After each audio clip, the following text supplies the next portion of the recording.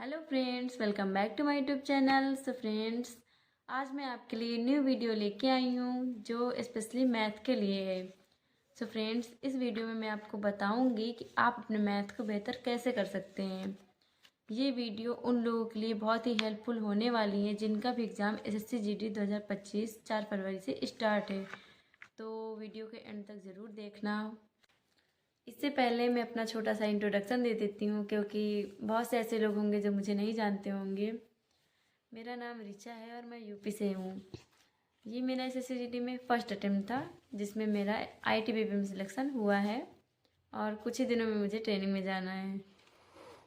मेरे पास काफ़ी कमेंट आ रहे थे कि आपने मैथ में 40 में 40 स्कोर कैसे किया, तो इसलिए मैं ये वीडियो लेके आई हूँ।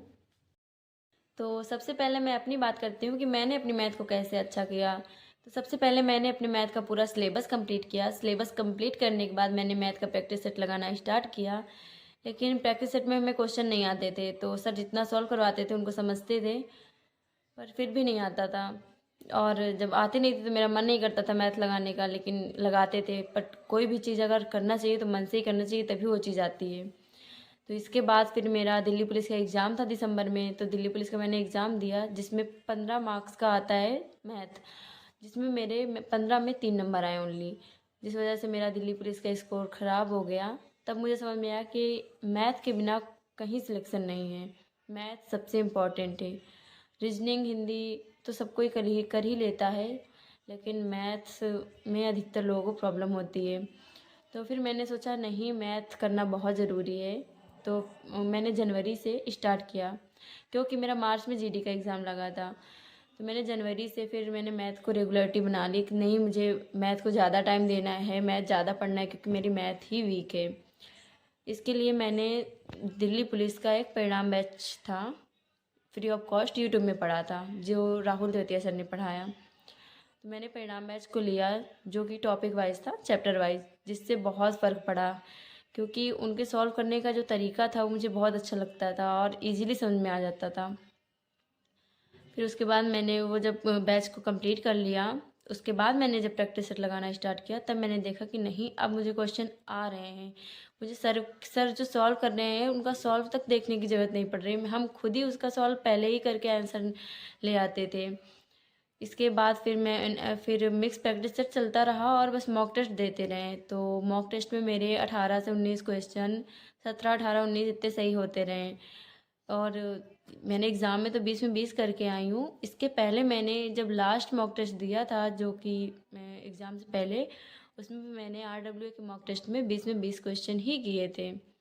इसके पहले तो 17 18 19 ही सही होते थे।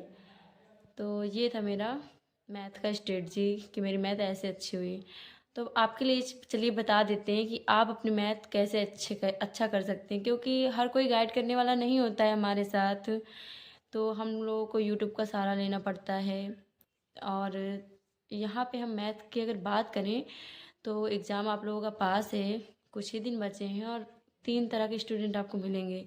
कुछ स्टूडेंट ऐसे होंगे जिनके 8 से 9 क्वेश्चन सही हो रहे होंगे, और कुछ ऐसे होंगे जो कि 11 से 12 क्वेश्चन सही हो रहे होंगे, और कुछ ऐसे भी होंगे जिनके 15 से 16 क्वेश्चन सही हो रहे होंगे। तो मैं बताना चाहती हूँ कि जिन लोगों के 8 से 9 क्वेश्चन सही हो रहे हैं, वो मिक्स प्रैक्टिस के साथ साथ टॉपिक वाइज प्रैक्टिस सेट भी लगाएं। और जिन लोगों के 11 से 12 क्वेश्चन सही हो रहे हैं, वो लोग मॉक टेस्ट और प्रैक्टिस सेट लगाते रहें।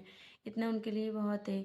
इसके बाद देखिए कि हमारा स्कोर बढ़ रहा है या नहीं बढ़ रहा। अगर हमारा स्कोर फिर भी नहीं बढ़ रहा है, तो फिर आप ये देखिए कि हमारे कौन से क्वेश्चन गलत हो रहे हैं मॉक टेस्ट में। तो जो क्वेश्चन गलत हो रहे हैं, आप उनकी एक अलग से क्लास लीजिए या कोई मैराथन क्लास ले लीजिए। इससे आपको बेनिफिट होगा। और जिनके 15 से 16 क्वेश्चन सही हो रहे हैं, वो बस मॉक टेस्ट और प्रैक्टिस सेट लगाते रहें। और फिर ये देखिए कि अगर उनका एवरेज नहीं बढ़ रहा है आगे, तो ये देखिए कि आप रोज़ कौन से क्वेश्चन गलत कर रहे हैं। अगर रोज़ सेम ही चैप्टर से गलत हो रहे हैं, तो फिर आप वो चैप्टर अलग से क्लास करिए। और अब आपका टाइम पास आ रहा है एग्ज़ाम का, इसलिए मॉक टेस्ट बहुत ही ज़रूरी है। मॉक टेस्ट से हमें ये पता चलता है कि हमारा टाइम मैनेजमेंट हो रहा है कि नहीं हो रहा है।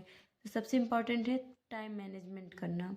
अगर बहुत से लोग ऐसे हैं जिनको हम आ भी रहे हैं क्वेश्चन, फिर भी उनको टाइम नहीं वहाँ पे मिल पा रहा है, तो वो लोग क्वेश्चन नहीं कर पाते हैं।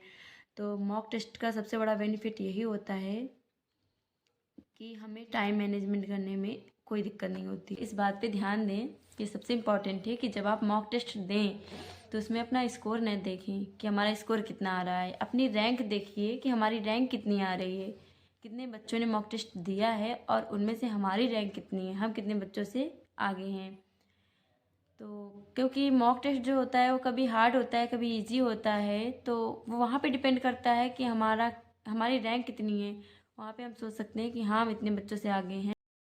आप सभी से मैं एक बात और कहना चाहूँगी कि आप लोग जब मॉक टेस्ट दें तो एक ही प्लेटफॉर्म से मत दें। आप कई प्लेटफॉर्म से दे सकते हैं, जैसे Rojgar with Ankit, target Ankit, Exampur, text book. आप हर जगह के मॉक टेस्ट देंगे तो आपको ये पता चलेगा कि हमारा स्कोर सब में वैसा ही आ रहा है या अलग अलग आ रहा है। किसी में आपका ज़्यादा भी आ सकता है, किसी में कम भी आ सकता है। तो इसलिए अलग अलग प्लेटफॉर्म के मॉक टेस्ट देते रहें। और ये मेरी मैथ की स्ट्रेटजी थी जो मैंने आपके साथ शेयर की।